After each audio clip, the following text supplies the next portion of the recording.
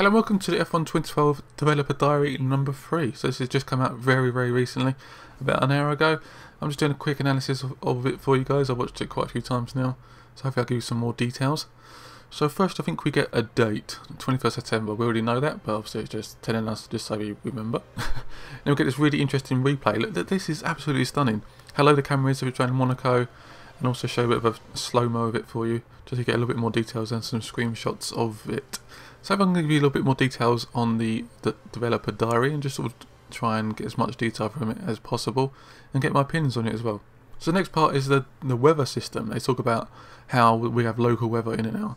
This is probably one of the most important parts for the new game, I think. How it's actually going to be able to, you have to judge, is the track rough inters or is it full wets? And this will make a really interesting concept for online and single player. As you can see, that it's been overtaken now.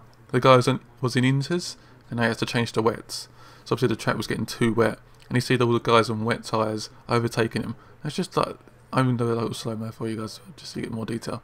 It's just amazing the amount of detail in the local weather system now, and I think it's going to be a really cool aspect for F1 2012. Then we move on to the handling aspect of the game. Obviously this is very important. You see Hamilton locking up his brakes. But I think one tyre locks up and then another one locks straight up, which is quite interesting. But yeah, that wasn't really in the last game much, so that's definitely a really cool aspect. Then it's like talking about how you can compare laps and how it feels so much more realistic now, which is definitely pretty cool.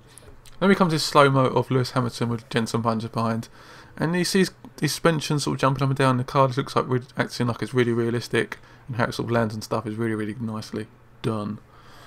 And then they start speaking about the audio, which is obviously another very important aspect of the game. It's been improved a lot since F1 2011.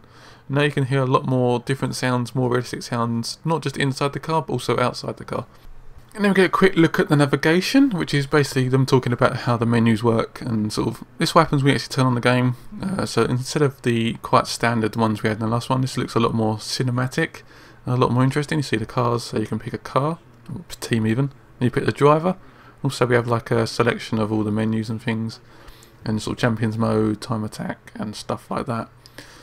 So the team one we've got like, you can see all their logos, which is pretty nice. The next one you can pick between the two drivers. You obviously have the logo at the other end and two very clear pictures of the drivers, which is very nice. It's a little bit more easier to sort of work out who's driving. And then in the next one we have sort of the race settings, so you can set up your TV pod. Long weekend, the distance is in percentage. Dynamic weather, safety car is off at the moment, but obviously you can turn it off and on. Then we come to some quite little small pictures of the tracks, just sort of you can quickly flip through them really quickly. And obviously we have the free mode, champions mode, time attack and time trials. Now we're on to the very last bit. They talk about replays. So this is quite an important aspect for someone like me who does YouTube and videos and things. Obviously you see the angles look a lot more dynamic, a lot more interesting and a lot more realistic as well. They said they want to try and capture the moments when you're sort of almost spinning off or you're trying to catch the car like that.